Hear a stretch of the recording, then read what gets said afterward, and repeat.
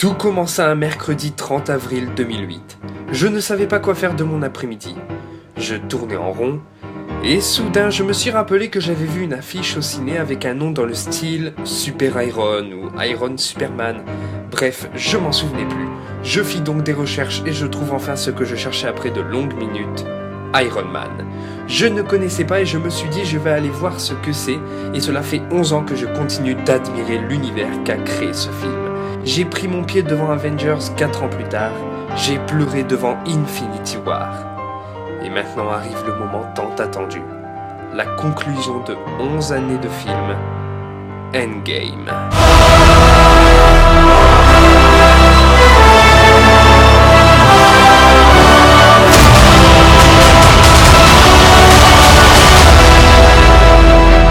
Salut à toutes et à tous, et c'est le Prof Thanos, et aujourd'hui on se retrouve pour une toute nouvelle vidéo.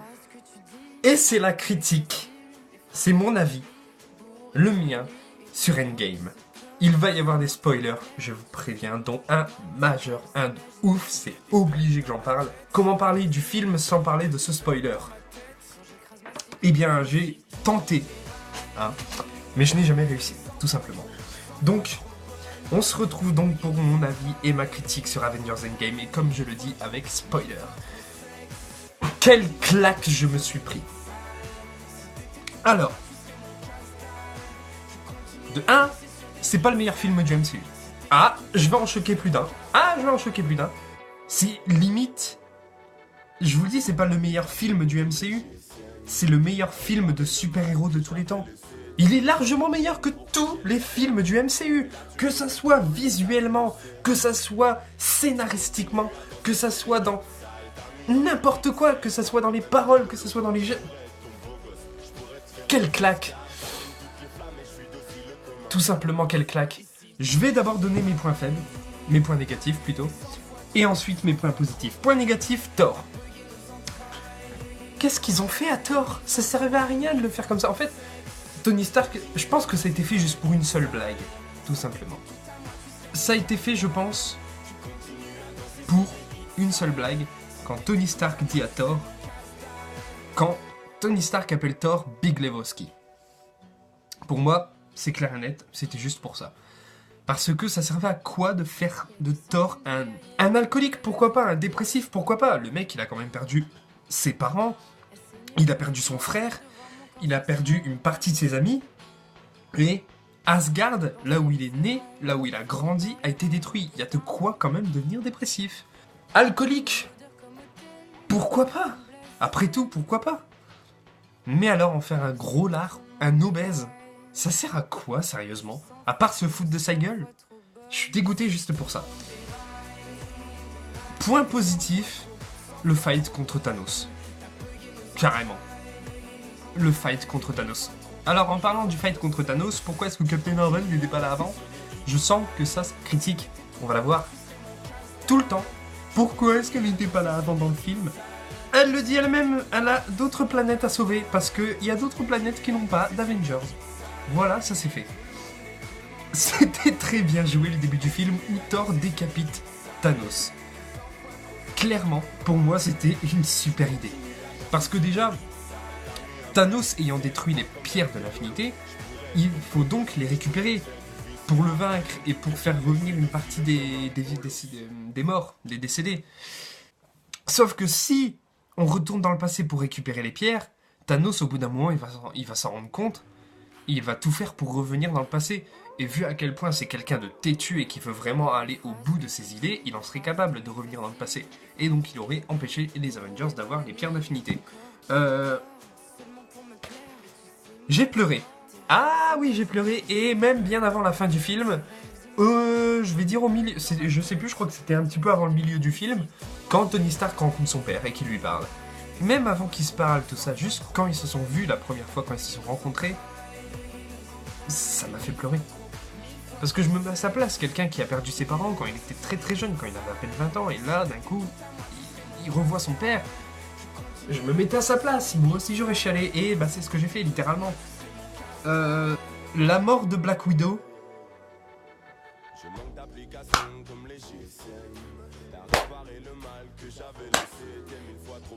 Bravo Marvel, bravo les Russo, bravo Feige, bravo tout le monde. Je m'y attendais pas. Pour moi, elle faisait partie des survivants. Ouais, pour moi, elle allait faire partie des survivants. Et le fait d'emmener Hawkeye, Ronin, mais bon, on l'a pas encore appelé Ronin dans ce film, donc moi je l'appelle Hawkeye, et Black Widow à Vormir pour récupérer les pierres, pour moi ça semblerait totalement logique.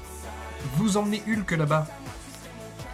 Ouais, alors pour avoir la pierre, tu dois sacrifier ton bien le plus précieux. Et vous voulez qu'il sacrifie quoi, Hulk?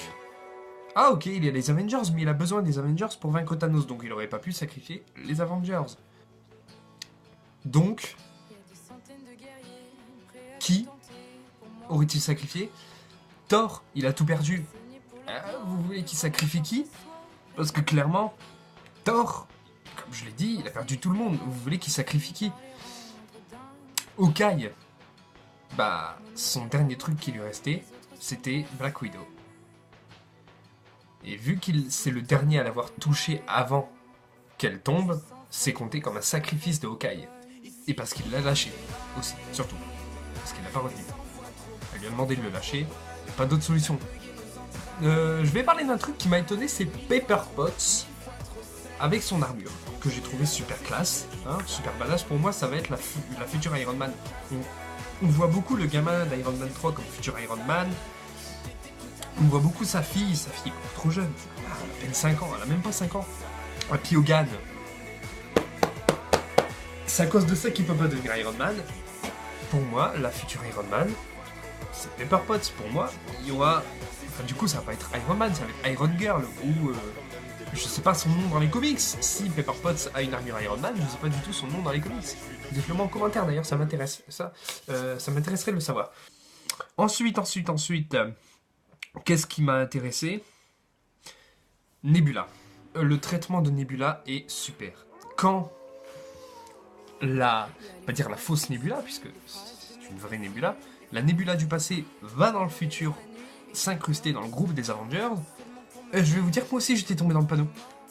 Moi je m'attendais pas à ça, je pensais qu'avec la plaquette qu'elle lui avait pris de sa tête, elle allait avoir toutes les données enfin tout ce que Nebula connaît était imprimé dans cette plaquette et qu'ils allaient le scanner pour mieux tout étudier. Et ensuite je pensais qu'ils l'avaient remis la plaquette sur sa tête et puis qu'ils ont dit bah maintenant qu'on sait tout, dégage, on n'a plus besoin de toi. Et non. Quand j'ai vu que Nebula était la Nebula du passé, donc la Nebula méchante, je me suis dit, c'est logique. C'est super logique. Après, il y a un truc que j'aimerais savoir, c'est comment ils ont fait pour revivre. Dites-le moi en commentaire, parce que je pense que si ça a été fait, c'est que c'est un truc qui est logique, mais que j'arrive pas à comprendre. Comment ils ont fait pour revivre les morts, parce que c'est pas grâce au snap qu'ils sont vivants. Peter l'explique, mais j'ai pas compris du tout. Il a dit 5 secondes ou 5 ans, je sais plus, parce qu'il a parlé vite, j'ai pas très bien compris. Il a dit, je me suis réveillé, Doctor Strange, il a ouvert son portail, puis hop, on est revenu. Oui, donc comment est-ce que t'as fait pour ressusciter? Comment t'as fait pour te réveiller en fait? Moi j'ai une petite idée, il y avait une théorie comme quoi il y avait des univers parallèles et tout ça. Et comme quoi, en fait, les Avengers ont créé donc un univers parallèle. Enfin les Avengers, Tony et tout ça, quand ils ont récupéré des pierres, ils ont créé un univers parallèle. On va prendre par exemple, ça c'est l'univers qu'on a connu tout le long du MCU, avant Endgame. Et d'un seul coup il y a ça qui est arrivé Endgame, c'est-à-dire les agissements de Tony Stark pour récupérer les pierres, tout ça. D'un seul coup, paf, ça a fait 2 univers. Je suis désolé si vous entendez les voitures, des motos, des quoi que ce soit, des bruits de véhicules. Il fait super chaud de ouf et malheureusement je dois laisser ma fenêtre ouverte. Donc à mon avis, voilà, il y a 2 univers qui ont été créés et Doctor Strange peut voyager entre ces univers. Et donc, quand il a compris, quand il a vu ou je ne sais quoi, que ça y est, la baston contre Thanos était enclenchée, il a dit là on y va. Steve Rogers, il faut en parler. Parce qu'avec Iron Man, c'est peut-être le super-héros qui a eu le plus de temps à l'écran. Je pense même que c'est carrément lui. Moi, j'ai bien aimé sa baston contre le lui du passé. Captain America contre Captain America. C'était super. Ensuite, qu'est-ce que je peux dire? Je vais vous dire les moments où j'ai chialé. Comme je vous l'ai dit, quand Tony rencontre son père, quand à la fin, on voit le Steve Rogers vieux qui passe son bouclier à son pote Sam, ça m'a fait un petit passement au cœur. Et j'espère vraiment que c'est pas la dernière fois qu'on va voir Steve Rogers. J'espère qu'on va le voir un peu comme une sorte de mentor pour les Avengers. Tony Stark étant décédé, Black Widow étant décédé, Thor qui part avec les Asgardiens de la galaxie, comme il l'a dit lui-même. Ça, j'ai trouvé ça super drôle. Il n'y a plus vraiment de leader à part entière dans les Avengers. Et là, je parle pas d'un leader qui va se battre, leader au combat. Je pense qu'il en a plus envie. Je pense qu'il en est encore capable, puisque le sérum est normalement toujours en lui, mais il en a plus envie parce que voilà, enfin on connaît tous les bastons qu'a fait Captain America. Mais un peu une sorte de leader moral. Dès que ça va pas, dès qu'ils sont découragés les Avengers, tout ça, lui il arrive. Ensuite, est-ce que c'est la fin des Avengers? Non, c'est la fin d'une phase, comme l'a dit Kevin Feige. Et je trouve que c'est pas si con que ça d'ailleurs. Vous allez savoir pourquoi après. Maintenant, vous allez savoir tout de suite. Il y a des Avengers qui sont jeunes. Il y a Spider-Man, c'est lui qui vient en premier en tête. Il y a Black Panther. Il y a Captain Marvel. Il y a Doctor Strange qui, alors je crois que Benedict Cumberbatch a plus de 45 ans quand même. C'est pas un âge canonique non plus, hein. Je vais juste regarder ça pour être sûr de moi. Benedict Cumberbatch, je crois qu'il a pas loin des 50 ans, hein, mine de rien, Cumberbatch. Ah, il a 42 ans, bon. Désolé. Bon, il peut tenir encore 10 ans dans le MCU. Donc oui, ils sont relativement jeunes et il y a une histoire à raconter après ça. Qu'est-ce qui va se passer pour Peter? Comment les Avengers vont vivre sans Tony Stark? On n'a pas besoin de le savoir, c'est vrai, mais on a le droit de le savoir. Voilà. Gamora, elle est où? Parce qu'elle est pas morte ou quoi que ce soit. J'ai peur qu'elle ait été emportée dans le snap, mais à mon avis, on l'aurait vu. Et maintenant, on va donc en parler. Allez, il faut en parler, c'est sûr et certain. Clairement, si vous vous en foutez des spoils, mais que vous n'avez pas encore vu le film, ce spoil-là, ne le regardez pas. Arrêtez la vidéo ici. Clairement. Même si les gens qui s'en foutent du spoil et qui n'ont pas vu le film, ne regardez pas ça, je vous le conseille, parce que si vous le savez, ça va vous gâcher tout le film. Tout le film. 3, 2, 1, le spoil va commencer. La mort de Tony Stark. J'ai jamais eu la larme à l'œil devant un seul film. Pourtant, j'ai regardé La face cachée de Margot, j'ai regardé Nos étoiles contraires, j'ai regardé White Bird, j'ai regardé Infinity War, mais Infinity War, ça m'a pas fait pleurer, j'ai pas eu d'émotion. J'ai adoré ce film, je l'ai carrément kiffé, de ouf. Mais ça m'a pas touché émotionnellement parce que je savais qu'il y avait une suite et donc qu'ils allaient revenir. Donc c'est pour ça, quand j'ai vu Peter mourir, je me suis juste dit, c'est Peter qui fait un long sommeil. Il va se réveiller, il va revenir. Voilà. Alors, pour ceux qui voyaient Loki vivant... Loki?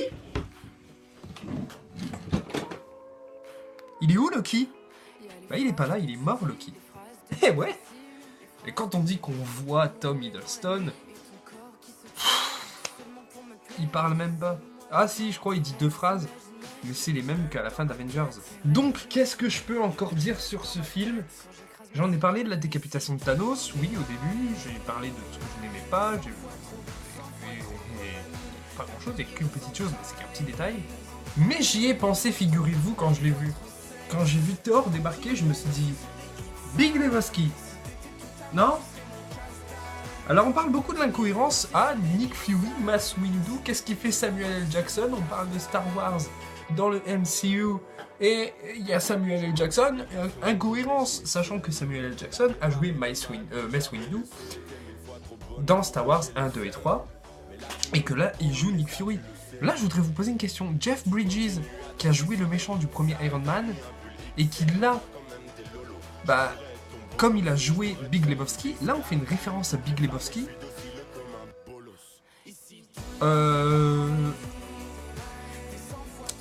J'en ai pas entendu beaucoup parler de ça. Ça a l'air de gêner personne. Ensuite, je sais plus si j'en ai parlé du marteau de... Je crois que j'en ai pas parlé. Tadam! Stormbreaker et Mjolnir. Sur le même personnage, sur le même corps. Alors il y a une question que je voudrais savoir. Est-ce qu'il faut être digne de Stormbreaker pour le porter ou pas? Parce que, à un moment, Thanos l'a dans sa main, quand il se bat contre Thor. Et je voudrais savoir, est-ce qu'il faut être digne ou pas du Stormbreaker? Parce que ça, on nous le dit pas. Si on nous le dit pas, je pense que non. Il faut pas forcément être digne, il faut juste passer sur le corps de Thor. Et même Thor, qui est dépressif, alcoolique et gros là, ça reste Thor. Et donc, je voudrais parler aussi Captain America, qui a le Mjolnir en main. J'en rêvais tellement. Il y a au moins 5 ans, je crois que c'était à la sortie d'Age of Ultron, j'avais vu un fan art avec Captain America portant le Mjolnir. Mais c'était pas exactement le même truc là. Je crois que il avait c'était Captain America avec son bouclier, l'armure d'Iron Man, les flèches d'Hawkeye, le Mjolnir, en fait une sorte de réunification dans un seul corps des Avengers. Et je me suis dit, avec l'armure d'Iron Man, non. Avec les flèches d'Hawkeye, non. Mais avec le Mjolnir, ça peut donner quelque chose. Et effectivement, en fait, on se rend compte que Captain America, il peut rivaliser face à Thanos. C'est juste qu'il n'a pas la force physique. Mais il aurait une beaucoup plus grande force physique que ça, Captain America. Il pourrait rivaliser face à Thanos. Ah oui. Il y a une théorie que j'avais fait, où j'avais dit que Thanos, on pourra le vaincre si on le prend par surprise. Il a été vaincu 2 fois en ayant été pris par surprise dans ce film. C'est qui avait raison? C'était Bibi. Ah, vous vous souvenez pas ça dans mes vidéos, puis vous avez pas envie de retourner voir ma vidéo? Bon, ok. Flashback. Mais il a aussi un point faible. Au début du film, quand il se bat contre Hulk, en fait, il sait pas que Hulk il est là. Il ne prévoit pas que Hulk va arriver. Et donc, au début du combat, Hulk il a l'avantage sur Thanos, clairement. Ensuite, quand Thor arrive alors que Thanos le pense très certainement décédé, si Thor il aurait visé la tête, pouf, plus de Thanos. Et non, pourtant, Thanos était encore là, mais il y a une chose qui l'a vaincu. Il a beau toujours avoir un coup d'avance, il a été pris par 2 fois par surprise. Alors, c'est qui avait raison? Il faut vaincre Thanos par la surprise. Parce que déjà, il s'attendait pas à ce que Thor arrive et le décapite au début du film, et à la fin du film, il a été surpris parce qu'il a pas vu Tony Stark prendre les pierres. Je vous ai dit. Même moi, je l'ai pas vu. Il a été surpris. Et donc, vaincu. J'avais raison. Après, ça s'est pas du tout passé exactement de la même... Enfin, totalement même de la même manière que j'avais dit. Moi, j'avais dit que Thor et Hulk allaient s'occuper de Thanos, pendant que les autres battent l'armée de Thanos, et Captain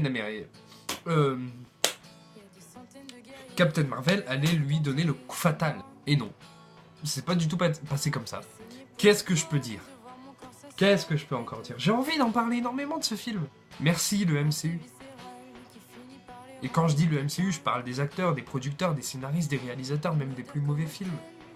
Parce que franchement, on va se le dire. Le MCU, on dit souvent que c'est un film pour les débiles et tout. Tous les films du MCU font partie, je vais pas dire des 30 meilleurs films du cinéma, parce qu'il y en a 22 quand même, mais on va dire des 50 meilleurs films de super-héros de l'histoire. Tous les films, même Thor The Dark World. Parce qu'au final, Thor The Dark World, il y a des beaux effets spéciaux, il y a de très beaux costumes. On rentre totalement dans Asgard. C'est la première fois qu'on rentre dans Asgard. Ça nous présente une pierre de l'infinité. Ensuite, Nathalie Portman, on la voit dans le film. Voilà, j'ai juste envie de dire ça. On la voit, et c'est pas un flashback, c'est une scène qui a clairement été retournée. Avec Nathalie Portman. Bon, elle était en guerre avec, je sais plus, Marvel ou Disney ou les deux, je sais plus. Donc à mon avis, ils ont dû sortir un gros cachet, parce que, ouais, on avait besoin d'elle dans ce film à un moment. Même si elle apparaît 5 secondes, qu'elle parle même pas. Je vais vous dire clairement la scène, qu'est-ce qu'elle fait? Elle dort, elle se réveille, elle se lève, elle part. Voilà. Et Rocket lui prend une pierre de l'infini. Enfin, c'est pas une pierre. Comme Thor le dit, c'est pas une pierre. Mais on va l'appeler comme ça. L'Aether est une pierre. Et à mon avis, ils ont dû sortir pour qu'elle revienne un gros cachet de malade. Ou alors ils ont dû mettre leur fierté de côté et dire « Ok, t'avais raison, hop, voilà. Est-ce que tu peux revenir ?» Oh, allez, hop. Je pensais revoir Quicksilver. Quand j'ai vu tous les super-héros débarquer, quand à un moment on voyait l'ancien, je me suis dit il va revenir. Et c'est un personnage que j'aime beaucoup, que ce soit celui de la saga X-Men ou que ça soit celui du MCU. J'attendais à ce qu'il revienne. Ça s'est pas produit, mais peut-être dans la série Wanda et Vision. Ah oui, comme j'ai envie de vous spoiler, de toute façon, je vous l'ai dit, hein, de base, c'est une vidéo spoiler. Vision ne revient pas. Voilà. Et pour ceux qui sont arrivés jusqu'ici, qui n'ont pas vu le film, n'attendez pas après le générique. Parce qu'il n'y a rien. Il n'y a pas de scène post-générique, il n'y a pas de The Avengers will return, il n'y a pas de Thanos will return, il n'y a rien du tout à part des bruits de marteau. Je sais pas ce que cela signifie. J'ai ma petite idée, je pense que c'est les mêmes bruits de marteau qu'utilisait Iron Man pour construire sa première armure dans le premier Iron Man, la toute première, dans la cave en Afghanistan ou en Libye, je sais jamais. Je crois que c'est en Afghanistan ou non, en Irak. Donc voilà. J'ai jamais vu autant de super-héros dans une seule scène, et je parle même pas de la scène de baston, je parle de la scène de l'enterrement de Tony. Tout le monde, sauf Black Widow, puisqu'elle est décédée et qu'elle ne peut pas revenir, il n'y a pas Vision. Et comme c'est l'enterrement de Tony, il n'y a pas Tony. Enfin si, mais dans une boîte en carton. Donc voilà, cette vidéo est terminée, j'aimerais en parler beaucoup plus longtemps, mais qu'est-ce que vous voulez que je dise de plus? J'ai vraiment tout dit. Tout ce que je pensais pour moi, allez voir ce film. Même si vous n'aimez pas le MCU, mais que vous connaissez une partie des personnages, que vous savez un peu ce qui se passe, allez voir ce film parce que c'est totalement différent de tous les autres films du MCU. Même de Infinity War, j'ai envie de vous dire. Parce que dans Infinity War, c'était une partie se bat contre Thanos sur une planète, une partie se bat contre l'armée de Thanos sur une autre planète. Et là, c'est tout le monde se bat contre Thanos et l'armée de Thanos. Cette vidéo est terminée. Donnez-moi en commentaire ce que vous avez pensé de ce film, n'hésitez pas à partager cette vidéo, à mettre un petit pouce en l'air et à vous abonner. Et sur ce, à bientôt tout le monde. Alors je voudrais juste faire une toute dernière petite chose. J'ai créé ma page Facebook, voilà, le lien est dans la description. J'y posterai plusieurs choses, bien sûr j'y posterai mes vidéos, mais pas que. Je ferai des débats, je vous parlerai de plusieurs films de super-héros, pas forcément que du MCU, je ferai des quiz, des jeux. Je vais bien voir, mais je vous invite à aller aimer ma page Facebook. Alors pour l'instant, au moment où cette vidéo sort, bien sûr il n'y a rien sur cette page. Rien. Il y a la photo de couverture qui est mise, il y a la photo de profil qui est mise. Il y a aussi le lien de cette vidéo et le lien vers ma chaîne qui seront postés bien sûr sur cette page Facebook. Pour l'instant, je vais voir si je me crée des Twitter ou alors des Instagram, ou voir les deux. Je vais d'abord voir ce que ça donne. Je vais d'abord voir le succès avec cette page Facebook pour ensuite vous dire si oui ou non je ferai des comptes Twitter et Instagram et Snapchat, pourquoi pas, et tous les autres réseaux sociaux au monde. Sur ce, à bientôt tout le monde. Je manque d'applications comme les GSM. T'as réparé le mal que j'avais laissé. T'es 1000 fois trop bonne pour que j'ai le seum. Mais là tu me contrôles et ça tu le sais. Tu continues à danser sur des hits sales. T'as mis un pull XL, on voit quand même tes lolos. J'pourrais être ton beau gosse, j'pourrais te faire du viscar. T'allumes toutes les flammes et j'suis docile comme un bolos.